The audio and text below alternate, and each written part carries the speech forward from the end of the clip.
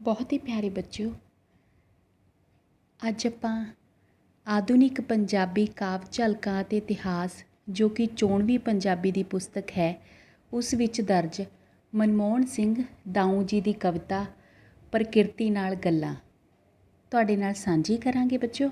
ਪਰ ਉਸ ਤੋਂ ਪਹਿਲਾਂ ਮੈਂ ਮਨਮੋਹਨ ਸਿੰਘ ਜੀ ਦੀ ਜ਼ਿੰਦਗੀ ਦੇ ਬਾਰੇ ਤੁਹਾਨੂੰ ਕੁਝ ਗੱਲਾਂ ਦੱਸਾਂਗੀ ਜੋ ਕਿ ਅੱਗੇ ਜਾ ਕੇ ਤੁਹਾਡੇ ਬਹੁਤ ਕੰਮ ਆਉਣਗੀਆਂ ਬੱਚਿਓ। ਮਨਮੋਹਨ ਸਿੰਘ ਦਾਊ ਦਾ ਜਨਮ 22 ਸਤੰਬਰ 1941 ਈਸਵੀ ਨੂੰ ਪਿਤਾ ਸਰੂਪ ਸਿੰਘ ਅਤੇ ਮਾਤਾ ਸ਼੍ਰੀਮਤੀ ਗੁਰਨਾਮ ਕੌਰ ਦੇ ਘਰ ਪਿੰਡ ਦਾਊ ਜ਼ਿਲ੍ਹਾ ਸਾਹਿਬਜ਼ਾਦਾ ਅਜੀਤ ਸਿੰਘ ਨਗਰ ਵਿਖੇ ਹੋਇਆ। ਉਹਨਾਂ ਨੇ MA ਪੰਜਾਬੀ B.Ed ਦੀ ਯੋਗਤਾ ਹਾਸਲ ਕੀਤੀ। ਉਹ ਸਿੱਖਿਆ ਵਿਭਾਗ ਪੰਜਾਬ ਵਿੱਚੋਂ ਬਤੌਰ ਪੰਜਾਬੀ ਲੈਕਚਰਰ ਸੇਵਾ ਮੁਕਤ ਹੋਏ। ਉਹਨਾਂ ਨੇ ਹੁਣ ਤੱਕ ਖਾਮੋਸ਼ ਚਸ਼ਮਾ, ਦਰਦ ਸੰਗ ਦੋਸਤੀ, ਮਿੱਟੀ ਦਾ ਰੁਦਨ, ਰਾਤਾਂ ਪ੍ਰਭਾਤਾਂ, ਅਗਮ ਅਗੋਚਰ, ਸ਼ਾਇਰੀ ਦਾ ਸਰਵਰ ਅਤੇ ਸ਼ਾਇਰੀ ਸਾਗਰ ਜਿਸ ਨੂੰ ਗਿਆਨੀ ਗੁਰਮੁਖ ਸਿੰਘ ਮੁਸਾਫਿਰ ਯਾਦਗਾਰੀ ਪੁਰਸਕਾਰ 2012 ਭਾਸ਼ਾ ਵਿਭਾਗ ਪੰਜਾਬ ਵੱਲੋਂ ਪ੍ਰਾਪਤ ਹੋਇਆ। ਆਦਿ ਕਾਵਿ ਸੰਗ੍ਰਹਿ ਪੰਜਾਬੀ ਸਾਹਿਤ ਜਗਤ ਨੂੰ ਸਮਰਪਿਤ ਕੀਤੇ।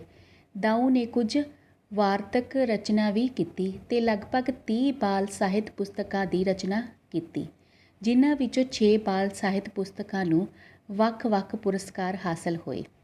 ਭਾਸ਼ਾ ਵਿਭਾਗ ਪੰਜਾਬ ਵੱਲੋਂ ਦਾਊ ਨੂੰ ਸ਼੍ਰੋਮਣੀ ਬਾਲ ਸਾਹਿਤ ਲੇਖਕ ਪੁਰਸਕਾਰ ਅਤੇ ਸਾਹਿਤ ਅਕਾਦਮੀ ਦਿੱਲੀ ਵੱਲੋਂ ਰਾਸ਼ਟਰੀ ਬਾਲ ਸਾਹਿਤ ਲੇਖਕ ਪੁਰਸਕਾਰ ਪ੍ਰਦਾਨ ਕੀਤਾ ਗਿਆ। ਮਨਮੋਹਨ ਸਿੰਘ ਦਾਊ ਪੰਜਾਬੀ ਦਾ ਬਹੁਤ ਸੂਖਮ ਭਾਵੀ ਕਵੀ ਹੈ। ਉਸ ਦੀ ਕਵਿਤਾ ਵਿੱਚ ਲੋਕ ਦਰਦ ਦੀ ਅਭਿਵਿਅਕਤੀ ਹੈ ਅਤੇ ਪ੍ਰਗਤੀਸ਼ੀਲ ਦ੍ਰਿਸ਼ਟੀਕੋਣ ਵਿਦਮਾਨ ਹੈ। ਹੱਥਲੀ ਪਾਠ ਪੁਸਤਕ ਵਿੱਚ ਉਸ ਦੀ ਕਵਿਤਾ ਪ੍ਰਕਿਰਤੀ ਨਾਲ ਗੱਲਾਂ ਸ਼ਾਮਿਲ ਕੀਤੀ ਗਈ ਹੈ। ਇਸ ਕਵਿਤਾ ਰਾਹੀਂ ਕਵੀ ਨੇ ਮਨੁੱਖੀ ਸਮੱਸਿਆਵਾਂ ਨੂੰ ਉਜਾਗਰ ਕਰਨ ਦੇ ਨਾਲ ਨਾਲ ਪ੍ਰਕਿਰਤੀ ਦੇ ਮਾਨਵੀਕਰਨ ਰਾਹੀਂ ਮਨੁੱਖ ਨੂੰ ਕੁਦਰਤ ਪ੍ਰੇਮੀ ਬਣਨ ਲਈ ਪ੍ਰੇਰਿਆ ਹੈ। ਚਲੋ ਬੱਚਿਓ, ਫਿਰ ਆਪਾਂ ਕਵਿਤਾ ਦੀ ਜੋ ਵਿਆਖਿਆ ਹੈ ਕਰਾਂਗੇ ਅਤੇ ਸਭ ਤੋਂ ਪਹਿਲਾਂ ਆਪਾਂ ਪ੍ਰਸੰਗ ਦੇਖਾਂਗੇ ਕਵਿਤਾ ਦਾ।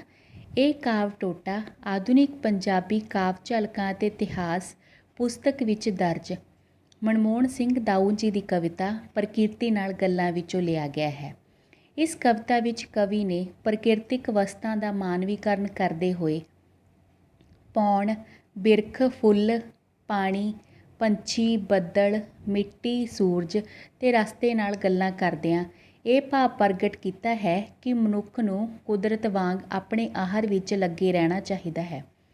ਰੁੱਖਾਂ ਨਾਲ ਛੇੜਛਾੜ ਨਹੀਂ ਕਰਨੀ ਚਾਹੀਦੀ, ਜੰਗ ਤੋਂ ਬਚਣਾ ਚਾਹੀਦਾ ਹੈ, ਨਿਮਰਤਾ ਧਾਰਨ ਕਰਨੀ ਚਾਹੀਦੀ ਹੈ ਅਤੇ ਹਮੇਸ਼ਾ ਤਰੱਕੀ ਵੱਲ ਵਧਦੇ ਰਹਿਣਾ ਚਾਹੀਦਾ ਹੈ। ਬਹੁਤ ਚੰਗੇ ਵਿਚਾਰ ਨੇ ਬੱਚੋ, ਇਸ ਤਰ੍ਹਾਂ ਹੀ ਆਪਾਂ ਖੁਸ਼ ਰਹਿ ਸਕਦੇ ਹਾਂ। ਚਲੋ ਫਿਰ ਪ੍ਰਕਿਰਤੀ ਨਾਲ ਗੱਲਾਂ ਕਰੀਏ।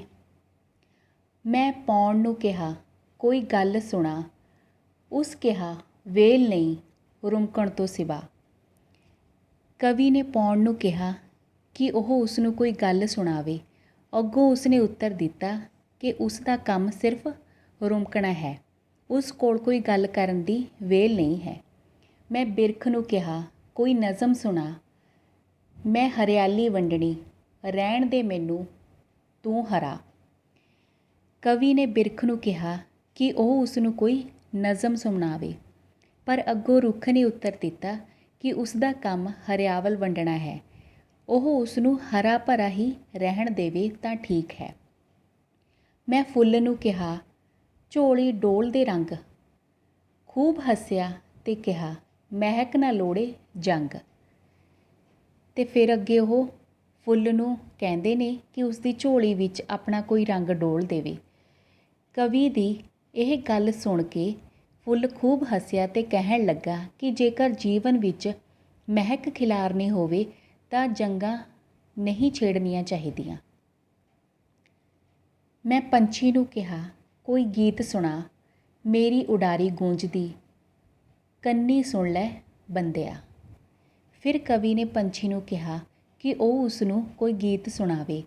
ਅੱਗੋਂ ਪੰਛੀ ਨੇ ਕਿਹਾ ਬੰਦਿਆ, ਉਸ ਦੀ ਉਡਾਰੀ ਗੂੰਜ ਰਹੀ ਹੈ, ਉਹ ਉਸ ਨੂੰ ਕੰਨ ਲਾ ਕੇ ਸੁਣੇ, ਜਿਹੜੀ ਉਸ ਨੂੰ ਉੱਨਤੀ ਦੀਆਂ ਉਚਾਈਆਂ ਉਡਾਰੀਆਂ ਲਾਉਣ ਦੀ ਪ੍ਰੇਰਨਾ ਦਿੰਦੀ ਹੈ।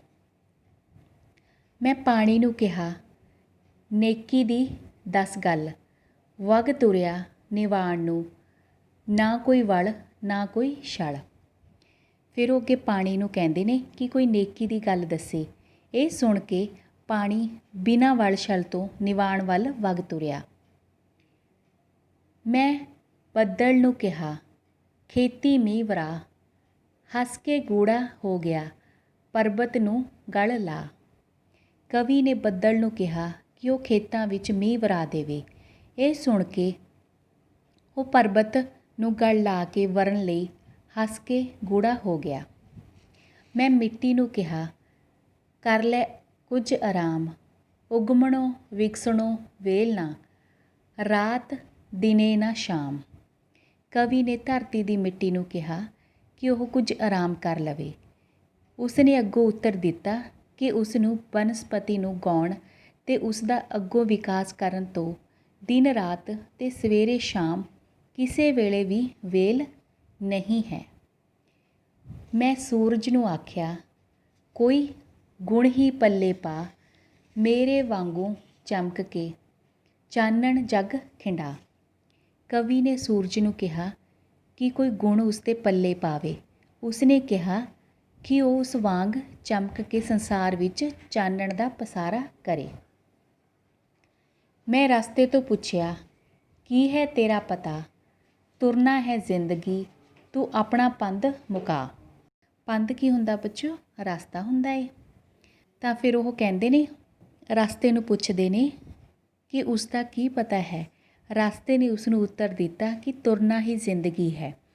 ਇਸੇ ਕਰਕੇ ਉਹ ਬਿਨਾਂ ਰੁਕੇ ਰਸਤਾ ਤੁਰਦਾ ਹੀ ਚੱਲਦਾ ਹੈ ਅਤੇ ਉਸ ਨੂੰ ਵੀ ਰਸਤੇ ਦੇ ਉੱਪਰ ਤੁਰਦੇ ਰਹਿਣਾ ਚਾਹੀਦਾ ਹੈ ਅਤੇ ਆਪਣਾ ਪੰਧ ਰਸਤਾ ਮੁਕਾਉਣਾ ਚਾਹੀਦਾ ਹੈ। ਬੱਚਿਓ, ਇਸ ਵਿੱਚ ਪੌਣ ਹਵਾ ਨੂੰ ਕਿਹਾ ਗਿਆ ਹੈ। ਰੁਮਕਣ ਵਗਣਾ ਜਾਂ ਚੱਲਣਾ ਹੁੰਦਾ ਏ। ਨਿਵਾਣ ਨੀਵੇਂ ਪਾਸੇ ਨੂੰ, ਉਗਮਣੋਂ ਵਿਕਸਣੋਂ ਪ੍ਰਫੁੱਲਤ ਹੋਣਾ ਵਧਣਾ, ਪੰਧ ਰਸਤਾ। ਠੀਕ ਹੈ। ਔਰ ਹੁਣ ਆਪਾਂ ਬੱਚਿਓ ਇਸ ਦਾ ਕੇਂਦਰੀ ਭਾਵ ਕਰਦੇ ਹਾਂ। ਪ੍ਰਕਿਰਤੀ ਨਾਲ ਗੱਲਾਂ ਕਵਿਤਾ ਮਨਮੋਹਨ ਸਿੰਘ ਦਾਊ ਜੀ ਦੀ ਲਿਖੀ ਹੋਈ ਹੈ। ਇਸ ਕਵਿਤਾ ਦਾ ਵਿਸ਼ਾ ਕੁਦਰਤ ਪ੍ਰੇਮ ਹੈ ਅਤੇ ਨਾਲ ਹੀ ਉਸ ਤੋਂ ਮਨੁੱਖ ਨੂੰ ਕੁਝ ਪ੍ਰੇਰਨਾਵਾਂ ਵੀ ਲੈਣੀਆਂ ਚਾਹੀਦੀਆਂ ਹਨ। ਇਸ ਕਵਿਤਾ ਵਿੱਚ ਕਵੀ ਕੁਦਰਤ ਦੀਆਂ ਭਿੰਨ ਭਿੰਨ ਵਸਤਾਂ, ਪੌਣ, ਬਿਰਖ, ਫੁੱਲ, ਪੰਛੀ, ਪਾਣੀ, ਬੱਦਲ ਅਤੇ ਧਰਤੀ ਦੀ ਮਿੱਟੀ ਨੂੰ ਕੁਝ ਪ੍ਰਸ਼ਨ ਕਰਦਾ ਹੈ, ਜਿਨ੍ਹਾਂ ਦੇ ਉੱਤਰ ਵਿੱਚ ਕਵੀ ਨਵੀਆਂ ਪ੍ਰੇਰਨਾਵਾਂ ਜਗਾਉਂਦੇ ਹਨ। ਕਵੀ ਪੌਣ ਨੂੰ ਕੋਈ ਗੱਲ ਸੁਣਾਉਣ ਨੂੰ ਕਹਿੰਦਾ ਹੈ ਅਤੇ ਉਹ ਉੱਤਰ ਦਿੰਦੀ ਹੈ ਕਿ ਉਸ ਕੋਲ ਰੁਮਕਣ ਤੋਂ ਸਿਵਾ ਹੋਰ ਕੋਈ ਕੰਮ ਕਰਨ ਦੀ ਵੇਲ ਨਹੀਂ। ਉਹ ਬਿਰਖ ਨੂੰ ਕੋਈ ਨਜ਼ਮ ਸੁਣਾਉਣ ਲਈ ਕਹਿੰਦਾ ਹੈ, ਪਰ ਉਹ ਉੱਤਰ ਦਿੰਦਾ ਹੈ ਕਿ ਉਸ ਦਾ ਕੰਮ ਹਰਿਆਲੀ ਵੰਡਣਾ ਹੈ ਅਤੇ ਉਹ ਉਸ ਨੂੰ ਹਰਾ ਭਰਾ ਹੀ ਰਹਿਣ ਦੇਵੇ, ਉਸ ਨਾਲ ਛੇੜਛਾੜ ਨਾ ਕਰੇ। ਕਵੀ ਫੁੱਲ ਨੂੰ ਆਪਣੀ ਝੋਲੀ ਵਿੱਚ ਰੰਗ ਪਾਉਣ ਲਈ ਕਹਿੰਦਾ ਹੈ, ਪਰੰਤੂ ਉਹ ਹੱਸ ਕੇ ਉੱਤਰ ਦਿੰਦਾ ਹੈ ਕਿ ਉਸ ਦੀ ਮਹਿਕ ਪ੍ਰਾਪਤ ਕਰਨ ਲਈ ਉਸ ਨੂੰ ਜੰਗਾਂ ਦਾ ਖਿਆਲ ਛੱਡ ਦੇਣਾ ਚਾਹੀਦਾ ਹੈ। ਜਦੋਂ ਕਵੀ ਨੇ ਪੰਛੀ ਨੂੰ ਕੋਈ ਨਜ਼ਮ ਸੁਣਾਉਣ ਲਈ ਕਿਹਾ ਤਾਂ ਉਸਨੇ ਉੱਤਰ ਦਿੱਤਾ ਕਿ ਉਹ ਉਸ ਦੀ ਉਡਾਰੀ ਦੀ ਗੂੰਜ ਨੂੰ ਕੰਨ ਲਾ ਕੇ ਸੁਣ ਲਵੇ।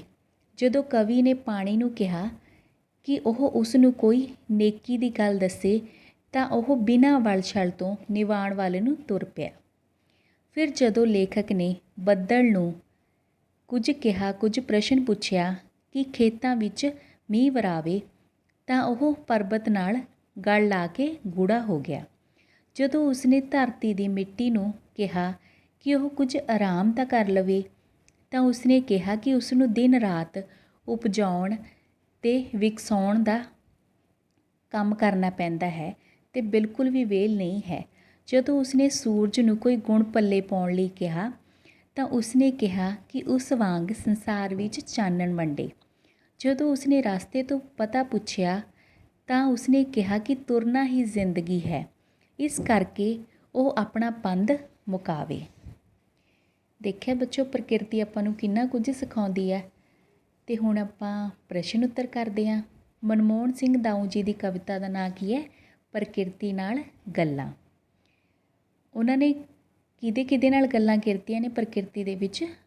ਪੌਣ ਨਾਲ, ਬਿਰਖ ਨਾਲ, ਫੁੱਲ, ਪੰਛੀ, ਪਾਣੀ, ਬੱਦਲ, ਮਿੱਟੀ, ਸੂਰਜ ਤੇ ਰਸਤਾ। ਪ੍ਰਕਿਰਤੀ ਨਾਲ ਗੱਲਾਂ ਕਵਿਤਾ ਵਿੱਚ ਕਵੀ ਨੂੰ ਉੱਤਰ ਵਜੋਂ ਪਾਉਣ ਕੀ ਕਹਿੰਦੀ ਹੈ? ਉਸ ਕੋਲ ਵੇਲ ਨਹੀਂ, ਕਿਉਂਕਿ ਉਸ ਨੇ ਵਗਣਾ ਹੈ। ਪ੍ਰਕਿਰਤੀ ਨਾਲ ਗੱਲਾਂ ਕਵਿਤਾ ਵਿੱਚ ਕਵੀ ਬਿਰਖ ਨੂੰ ਕੀ ਕਹਿੰਦਾ ਹੈ? ਕਿ ਉਹ ਉਸ ਨੂੰ ਕੋਈ ਨਜ਼ਮ ਸੁਣਾਵੇ। ਕਵਿਤਾ ਵਿੱਚ ਕੰਨੀ ਸੁਣ ਲੈ ਬੰਦਿਆ ਸ਼ਬਦ ਕਿਸ ਨੇ ਕਹੇ? ਪੰਛੀ ਨੇ। ਸੂਰਜ ਜੱਗ ਉੱਤੇ ਕੀ ਖਿੰਡਾਉਂਦਾ ਹੈ? ਚਾਨਣ। ਰਸਤੇ ਨੇ ਜ਼ਿੰਦਗੀ ਬਾਰੇ ਕੀ ਕਿਹਾ? ਤੁਰਨਾ ਹੀ ਜ਼ਿੰਦਗੀ ਹੈ। ਸੱਚਮੁੱਚ ਬੱਚਿਓ, ਤੁਰਨਾ ਹੀ ਜ਼ਿੰਦਗੀ ਹੈ। ਜੇ ਆਪਾਂ ਖਲੋ ਜਾਵਾਂਗੇ ਤਾਂ ਆਪਣਾ ਵਿਕਾਸ ਰੁਕ ਜੂ। ਅਤੇ ਬਹੁਤ ਲੋਕਾਂ ਦੇ ਵਿੱਚ ਗੁਣ ਹੁੰਦੇ ਨੇ ਪਰ ਉਹ ਉੱਥੇ ਹੀ ਰੁਕ ਜਾਂਦੇ ਨੇ। ਸੋ ਅਗਰ ਆਪਾਂ ਵਗੀ ਜਾਵਾਂਗੇ ਨਾ, ਤਾਂ ਜਦੋਂ ਆਪਾਂ ਆਪਣੇ ਮੁਕਾਮ 'ਤੇ ਪਹੁੰਚ ਜਾਵਾਂਗੇ ਫਿਰ ਆਪਾਂ ਹੈਰਾਨ ਹੋਵਾਂਗੇ ਵੀ ਆਪਾਂ ਕਿੱਥੋਂ ਆਏ ਹਾਂ। ਤੁਰਦੇ ਵਕਤ ਆਪਾਂ ਨੂੰ ਲੱਗਦਾ ਵੀ ਆਪਾਂ ਕੁਝ ਹਾਸਲ ਨਹੀਂ ਕਰਦੇ, ਪਰ ਬੱਚਿਓ ਆਪਾਂ ਬਹੁਤ ਕੁਝ ਹਾਸਲ ਕਰ ਰਹੇ ਹੁੰਦੇ ਹਾਂ, ਆਪਾਂ ਨੂੰ ਨਹੀਂ ਪਤਾ ਲੱਗਦਾ। ਇਸ ਕਰਕੇ ਤੁਰਨ ਦਾ ਨਾਂ ਜ਼ਿੰਦਗੀ ਹੈ। ਨਿਰੰਤਰ ਆਪਾਂ ਨੂੰ ਵਗਦੇ ਰਹਿਣਾ ਚਾਹੀਦਾ ਹੈ। ਤੁਸੀਂ ਤਾਂ ਬਹੁਤ ਮੰਜ਼ਿਲਾਂ ਪ੍ਰਾਪਤ ਕਰ ਸਕਦੇ ਹੋ, ਛੋਟੇ ਹੋ ਹਲੇ, ਠੀਕ ਹੈ।